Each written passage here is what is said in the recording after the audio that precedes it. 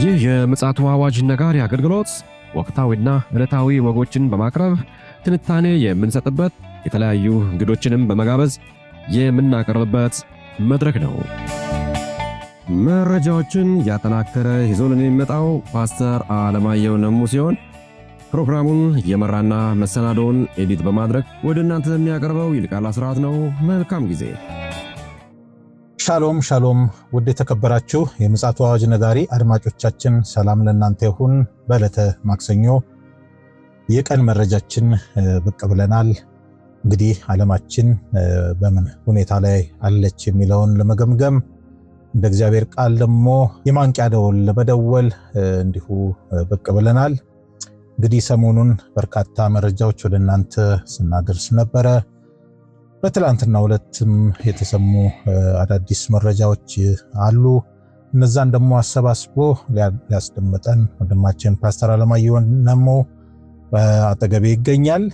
ከእርሱ አንደበት ደግሞ የመጣውን መረጃ የምናደምጥ ይሆናል። መልካም ጊዜ እንደሚኖረን ተስፋ አደርጋለሁ። ይልቃል አስራት ነኝ ከምፅዓቱ አዋጅ ነጋሪ አገልግሎት። አድማጮቻችን እንግዲህ ፓስተር ተዘጋጅቶበት የመጣውን መረጃ ሊያስደምጠን ተዘጋጅቷል። ምን ይሆን ይሄ መረጃ የሚለውን እንግዲህ እንሰማለን። ዓለማችን አሁንም በከፋ የደህንነት ስጋት ላይ የወደቀች ትገኛለች። ይህ የደህንነት ስጋት ደግሞ የእግዚአብሔር ቃል ምን ብሎን ነበር የሚለውን ደግሞ ፓስተር እያዋሃደ ያስደምጠናል። በቅድሚያ ሰላምታ ከተሰጣጠን በኋላ ወደ መረጃችን እናመራለን። ሰላም ላንተ ይሁን ፓስተር፣ እንዴት ነህ? እንደምን አለ ወንድም ይልቃል? እግዚአብሔር የተመሰገነ ይሁን። ምን ተገኘ? እስኪ እንግዲህ ታስታውሳለህ፣ ይሄ ወር እንግዲህ ፕራውድ መንዝ ብለው ፕራይድ መንዝ ሰዶማውያኖች በየሀገሩ የተለያየ ክብረ በዓል የሚያደርጉበት ነውና ወሩን ሙሉ ያው በየሳምንቱ ማለት ነው። እና ምንድነው መክፈቻው ኢየሩሳሌም ሰዶምና ጎሞራ የነበረበት ስፍራ ላይ ነበር የነበረው። ገሊላ ባህር አካባቢ የሰዶም ጎሞራ የተገኘበት ቦታ ማለት ነው። እሱ እዛ ነበር የነበረውና የመክፈቻው ነገር እዛ ነበረ። እዛ የነበረው ርኩሰት ጸያፋ ነገር በጣም የሚያሳዝን ነው። እንግዲህ አሁን ትውልድን እየበላ ያለው ከጦርነት ቀጥሎ ኢሞራላዊ የሆነ ነገሮች ናቸው። ሰዎች ልቅ እንዲሆኑ፣ እንደ እንስሳ እንዲያስቡ፣ እንደ እንስሳ እንዲኖሩ የሚፈቅድ ነገሮች ናቸው የታየው እና ፍሪደም ብለው ነው እነሱ ነፃነት ነው ብለው ነው የሚያወጁት የሚናገሩትና ዳይቨርሲቲ ፍሪደም ይሉታል። እና ትናንትና ማለት ከ22 ሰዓት በፊት ማለት ይቻላል በኒውዮርክ የመዝጊያ ፕሮግራማቸውን አድርገዋል። ክሎዚንግ ሰረሞኒ ነው እና ዘ ፕራይድ መንዝ ክሎዚንግ ሰረሞኒ ማጠናቀቂያው እሱ ተዘጋጅቶ ነበር እና ያንን ፕሮግራም በጣም አይቼው ነበር። በተወሰነ ደረጃ ስለዘገነነኝ የሚያደርጉት ነገር ስለቀፈፈኝ ብዙም ላየው ሞራሉ አልተሰማኝ እና እንዴት የሰው ልጅ እንዴት ወርዶ እንስሳ ይሆናል? ክብሩን ጥሎ ማንነቱን ጥሎ እንግዲህ ለገዛ ምኞታቸው ታልፈው እንደተሰጡ ነው ሮሜ ምዕራፍ 1 ላይ የሚናገረው። እውነት ነው፣ ለገዛ ምኞታቸው ታልፈው ተሰጥተዋል። ያ ምኞታቸው ነው እየያዛቸው ያለው ነው እና ያለ ባህሪያቸው ያለ ምግባራቸው ወንድ ከወንድ ሴት ከሴት እና ጎዳና ላይ የሚያደርጉትን ነገር ስታይ ጸያፍ ነው።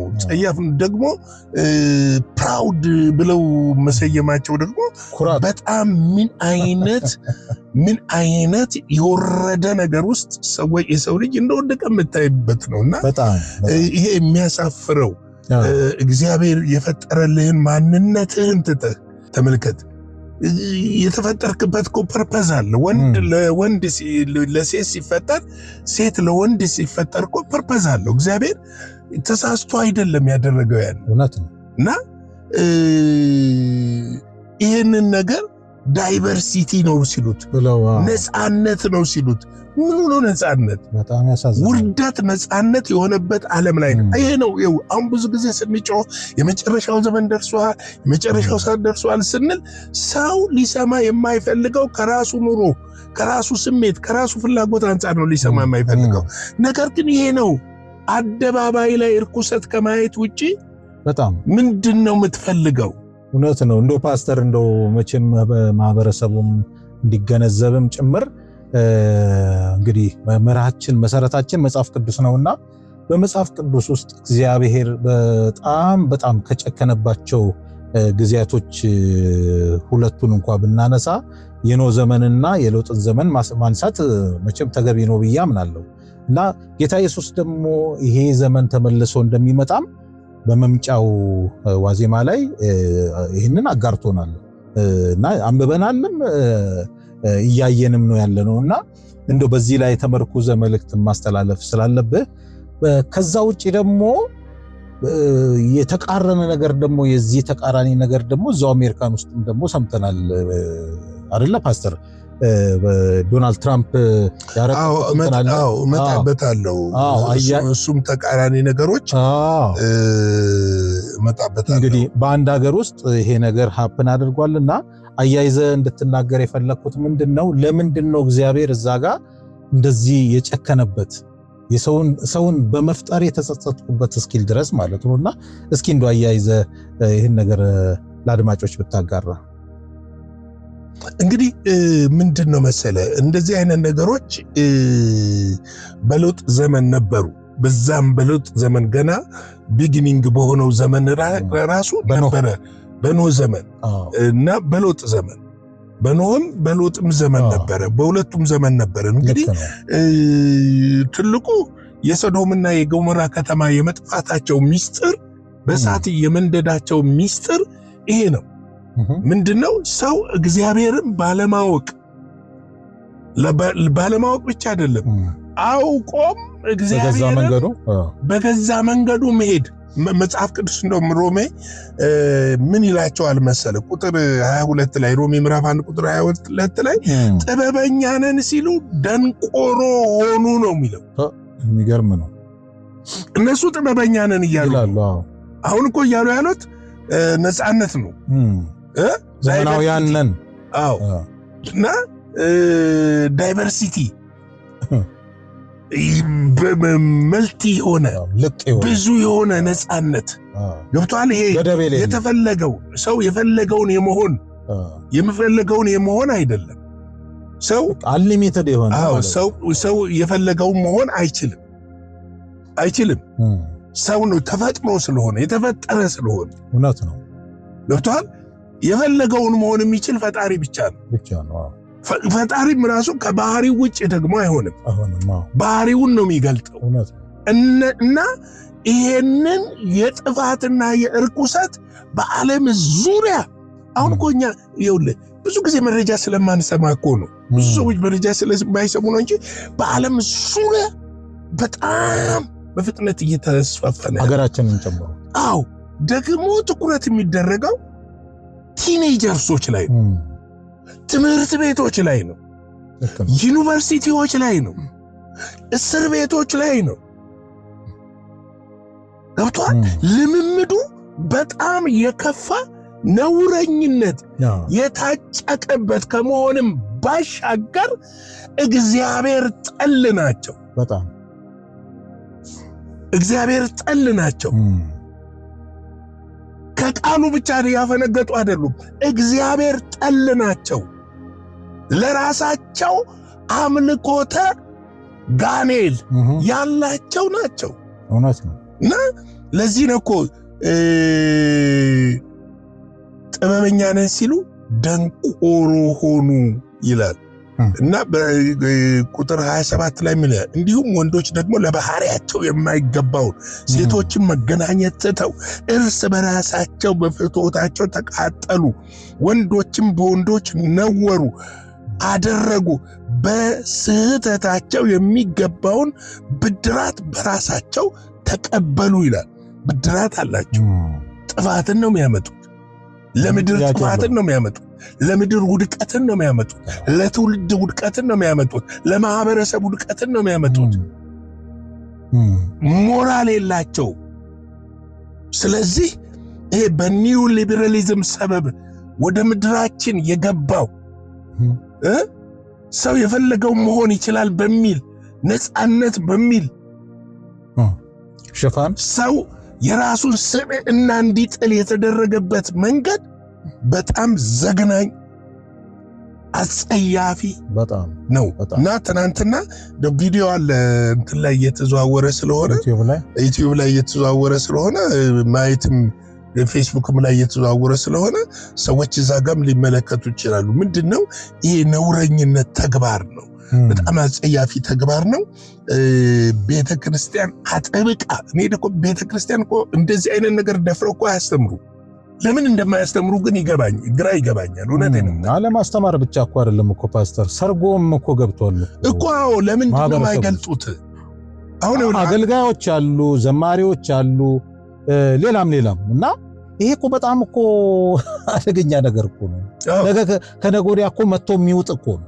ለምሳሌ ይኸውልህ አሜሪካ ፕሬዚዳንት ዶናልድ ትራምፕ ያቀረቡት የሃይማኖት ነፃነት አዲስ ሪፖርት በአሜሪካ ሰፊ ክርክርን አስነስቷል። ለምንድን ነው ሰፊ ክርክርን ያስነሳው? ዲሞክራቶች ኒው ሊበራሊዝምን ነው የሚከተሉት። ሪፐብሊካኖች ደግሞ ኒው ሊበራሊዝም ሳይሆን ሊበራሎች ናቸው፣ ግን ቀይ ዘመም ናቸው። ይታወቃል። አብዛኛው ወንጌላውያን ናቸው። በእምነት ዙሪያ ላይ ያጠናኝ እንግዲህ ፕሬዚዳንት ያቋቋሙት የሃይማኖት የነፃነት ኮሚሽን ያወጣውን የ224 ገጽ ሪፖርት በአሜሪካ ሰፊ ውይይትና ክርክር አስነስቷል። ለምንድን ነው ክርክር ያስነሳው? ወደ መጀመሪያው መመለስ የሚፈልጉ አሉ። ባክ ኦሪጂን ብለው አሜሪካ የሆነችው ከእግዚአብሔር ቃል ምንም ጥያቄ ምንም እንትን የለውም። የአሜሪካ አባቶች የሚባሉት እኮ ፈርሃ እግዚአብሔር የነበራቸውና ወንጌልን በምድራቸው እንዲስፋፋ ያደረጉ ሰዎች ናቸው። ለዓለምም ጭምር እና ምንም እንትን የለውም። እና ምንድነው ሪፖርቱ ላይ በሰፊ ክርክር አስነስቷል። ሪፖርቱ በመንግስት በትምህርት ቤቶች እና በወታደራዊ ተቋማት ውስጥ የእምነት ሚና እንዲጠናከርና የሚያበረታታ ምክረ ሐሳቦችን አቅርቧል ይላል። አለበለዚያ ትውልዱ አደጋ ላይ ነው። ምንድነው እኮ የአሜሪካ ወታደሮች በየሻለቃው በየብርጌዱ ምናምን ፓስተሮች ነበሯቸው፣ ወንጌላውያን ነበሯቸው፣ አብረዋቸው የሚሄዱ የጸሎት ጊዜ ነበራቸው፣ የመጽሐፍ ቅዱስ ጥናት ጊዜ ነበራቸው። ይሄ ይታወቃል እኮ። የአሜሪካ ትምህርት ቤት እኮ አንድ ሳብጀክት ድሮ መጽሐፍ ቅዱስ እኮ ነው። ቀስ በቀስ ነው ዲሞክራሲ ልምምድ በሚል የወጣው። መልካሙን ነገር መንካት አልነበረም። እሱን የተካው ምንድነው? የዚህ ትራንስጀንደር ፖሊሲ ማራመድ። እሱ ነው የተካው። ደግሞ እሱ በብዙ ቢሊዮን ዶላር እየተከሰከሰበት ነው። እሱ ብቻ አይደለም፣ ሰይጣን ዓላማውን ለማስፋፋት ነው። ባለፈውም ዘግበናል። ይሄ 10ቱ ትእዛዛት በየአደባባዩ ላይ እንደ ሐውልት የተተከለውን እያፈረሱ የባፎሜትን ምስል እየተከሉ ሁሉ እግዚአብሔርን ልብ ሁሉ እያሳዘኑ ነበር። ምንድነው መሰለህ እንግዲህ ከምክረ ሐሳቡ መካከል በትምህርት ቤቶች ለጸሎት ጊዜ መመደብ፣ ከግብር ነፃ የሆኑ የሃይማኖት ተቋማት በፖለቲካ ውስጥ እንዲሳተፉ መፍቀድ፣ የሃይማኖት ተቋማት እንዲሳተፉ መፍቀድ፣ እንዲሁም በወታደራዊ ስልጣን ውስጥ መንፈሳዊ እሴቶችን ማካተት ይገኝበታል ይላል። ያው ታስታውሳለህ ጌና ጾታ የቀየሩትን ዶናልድ ትራምፕ ወደ ስልጣን እንደመጡ ብዙ ወታደሮችን ከውትድርና አሰናብተዋል። ፖሊሲውንም ቀደው ቅርጫቶስ ቀደው ጥለውታል። እንግዲህ ለረጅም ለሶስት እሳቸው ከመጡ በኋላ ይሄ ኮሚሽን ተቋቁሞ ጥናት ካደረገ በኋላ እያንዳንዱ ትምህርት ቤቶች የጸሎት ጊዜ እንዲኖራቸው፣ የመጽሐፍ ቅዱስ ጊዜ እንዲኖራቸው፣ መጽሐፍ ቅዱስ በትምህርት እንዲካተት እንዲደረግ ነው ምክረ ሐሳቡ የቀረበው። እንግዲህ ከምክረ ሐሳቡ መካከል በትምህርት ቤቶች ጸሎት ጊዜ የሚያስፈልግ እንደሆነ አጽንኦት ሰጥቶ የመጽሐፍ ቅዱስ ትምህርትና ስነ ምግባራዊ ባህሪን ሊያንጽ የሚችል ነገር እንዲኖር እየተፈለገ ነው ያለው። እንግዲህ መንፈሳዊ እሴቶችን በወታደራዊ ተቋሞችም እንዲካተት እየተፈለገ ነው ያለው። ትራምፕ ሪፖርቱን በማድነቅ አሜሪካ ታላቅ ሀገር እንድትሆን ሁል ጊዜ እቺ ንግግር ጥሩ ነች፣ ሁል ጊዜ ከእግዚአብሔር በታች አንድ ሀገር መሆን አለባት ብለዋል። ይሄ ትልቁም ነገር ነው። በጣም ፈርሃ እግዚአብሔር ያለበት ሀገር ይባረካል። ገብተዋል። ፈርሃ እግዚአብሔር ያለበት ሀገር እኮ ይሄ ውንብድናው መጥፎ ነገሩም እኮ እየጠፋ ነው የሚሄደው። ቤተክርስቲያን እኛ እኮ የተቸገርነው ምን መሰለህ? የኢትዮጵያ ቤተክርስቲያን እኛ ወደ ዓለም ሂዱ ስንባል ዓለም ወደኛ ውስጥ አስገባል። እንዴት ነው ወደ ዓለም ልንሄድ የምንችለው? አቃተን። አየገብቶ ዓለምን አመጣንና ቤተክርስቲያን ውስጥ ያስገባል። ራስ ወዳድነትን፣ ክፋትን፣ ተንኮልን፣ ዘማዊነትን፣ ገንዘብን መውደድ፣ ስልጣንን መውደድ፣ ማሸብረቅን የመሳሰሉ ነገሮች ቤተክርስቲያን ውስጥ አስገባንና መቃወም አቃተን። በጣም የአሜሪካ ተጽዕኖዋን በዚህ እንዳጓደለች ሁሉ የቤተክርስቲያን ተጽዕኖ በምድራችን ላይ ከጊዜ ወደ ጊዜ ተሸርሽሮ ታች ነው ያለው። አሁን ይኸውልህ ይሄ ነገር በዚህ እየተስፋፋ ከቀጠለ ከተወሰነ ጊዜ በኋላ ትናንትና ኒውዮርክ ላይ ያየነውን አይነት አሜሪካ ውስጥ ላታይ ትችላለህ። ምክንያቱም በወንጌል የማይሸነፍ በትክክል ኃይል የለም። እውነት ነው። ገብቶሃል? የእግዚአብሔር ቃል ከሁሉ በላይ ነው፣ የሁሉ ፈጣሪ ስለሆነ እነዚህም ሰዎች ቢሆኑ ዲሊቨር ሊሆኑ ይችላሉ፣ ነፃ ሊወጡ ይችላሉ፣ ወደ አእምሯቸው ሊመለሱ ይችላሉ። ስለዚህ ያንን ማድረጋቸው በጣም ነው እና ማንም ሀገር ከእግዚአብሔር በታች መሆን አለባት የሚለው ንግግራቸው በጣም ተችድ የሚያደርግ ንግግር ነው። እንግዲህ በተቃራኒው ግን ተቺዎች ሪፖርቱ በቤተ ክርስቲያንና በመንግስት መካከል ያለውን መለያየት ያደበዘዘ በመግለጽ ጥበብ የክርስቲያን ብሔርተኝነትን የሚያንጸባርቅ ሰነድ ነው ሲሉ ክፉኛ ተችተውታል። ይህንን ሊተቹ የሚችሉ እነማን እንደሆኑ በግልጽ ይታወቃል። ይህ ሰርኩላሪዝም ይባላል። ሃይማኖት በጥቅሉ ዴሞክራቶች ሃይማኖት በፖለቲካ ውስጥ ፖለቲካ በሃይማኖት ውስጥ መግባት የለበትም የሚል ሰርኩላሪዝም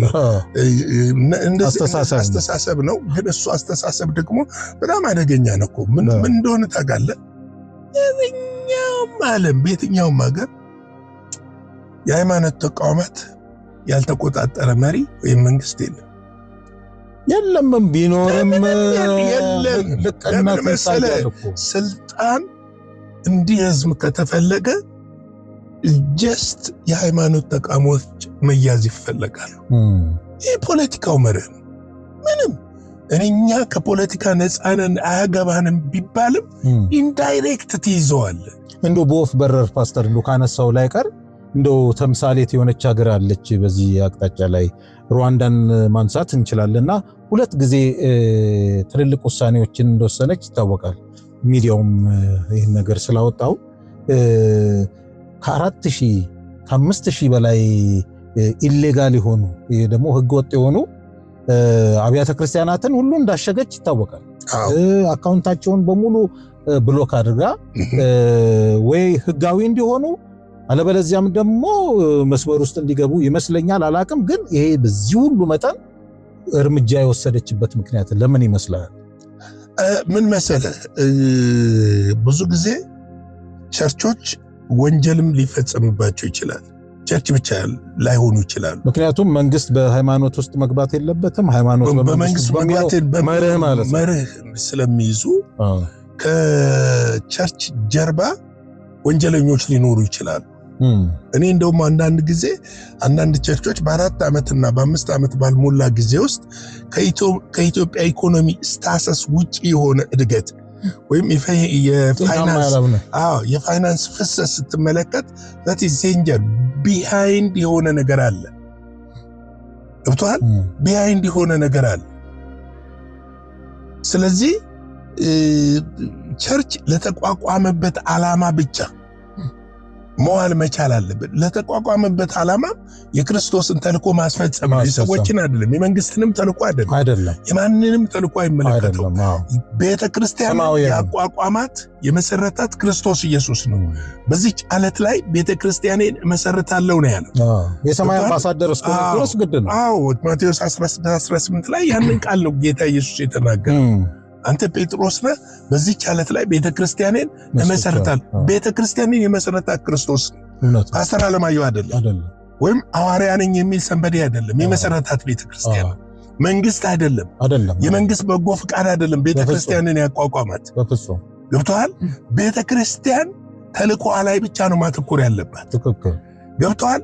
አሁን ከመንግስት ጀርባ ስትሆን ጤናማ መንግስት ሲኖር ጥሩ ነው፣ ትደግፋለች።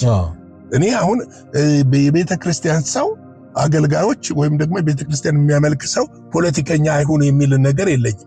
እንደውም መሆን አለበት ብዬ ነው ማስበው። እንደውም ወደ መሪነት መሄድ አለበት ብዬ ነው ማስበው። ለሀገር ጤናማነት ሊሰራ ይችላል ብዬ አስባለሁ። ነገር ግን ገብቷል፣ ጤናማ መንግስት በሌለበት ጊዜ ቤተክርስቲያን ከመንግስት ስር ስትሆን የመንግስት መጠቀሚያን መዘውር ነው የምትሆነው። ያ ደግሞ አደጋ ነው። ሌላው ደግሞ ምንድነው? ሙሰኞች፣ ወንጀለኞች ገብቷል፣ እንደ መኒ ላውንደሪ የመሳሰለ እንደ ድራግ ዲለሮች ከፍተኛ ገንዘብ የሚያንቀሳቅሱ ቤተክርስቲያንን ጠልፈው የራሳቸው መጠቀሚያ ሊያደርጉ ይችላሉ። ስለዚህ ነው እኮ ቤተክርስቲያን የተሰጣትን ተልእኮ ብቻ መፈጸም አለባት ምለው እና አሜሪካ አሁን እየሄደች ያለችበትና ይሄ ነገር በእየተጠናቀረ በእርግጥ ሪቫይቫሉም አለ እንደው እንትኑም ብቻ አይደለም ምናየው ትልቅ የወንጌል እንቅስቃሴ ምናልባትም የመጨረሻው ሪቫይቫል መነሳት ምክንያት ሊሆን ይችላል የሚል ነገር አለ።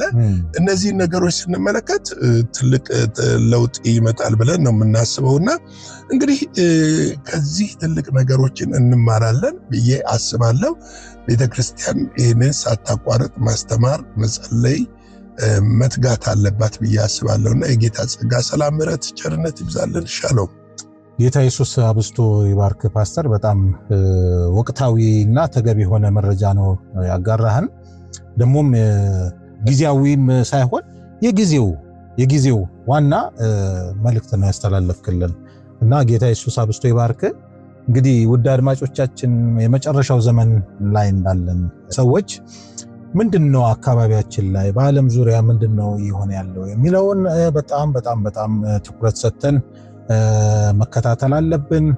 ትውልዱንም የማስመለጥም ተልእኮ እያንዳንዳችን ላይ የተጣለ ይመስለኛል፣ ደሞም ነው ብዬ አምናለሁ። ስለዚህ በተለይም ደግሞ የሚመለከታት ቤተክርስቲያን እንግዲህ በዚህ ነገር ላይ ንቁ ተሳታፊ ካልሆነች ነገ ከነገ ወዲያ በራሷ ላይ የሚመጣ ነገር ስለሆነ ትብታቡን እንግዲህ በላይዋ ላይ እንዳይተበተብ በጣም በንቃት ነገሮችን ማየትና ትውልዱን ማስመለጥ አለባት የሚል መልእክት ማስተላለፍ እንወዳለን። እንግዲህ ለዛሬ ማክሰኞ የቀን መረጃችን ይህን የመሰለ ነው። በምሽቱ ደግሞ በሌላ መረጃ ተመልሰን መጣ ይሆናል። እስከዚያው ድረስ የእግዚአብሔር ምሕረት ከኛ ጋር ይሁን። ሻሎም። ለዛሬ ይዘን የመጣነው ወቅታዊ መረጃ ይህንን ይመስል ነበረ። በሌላ ጊዜ በሌላ መሰናዶ እስከምንገናኝ ሰላም ለእናንተ ይሁን።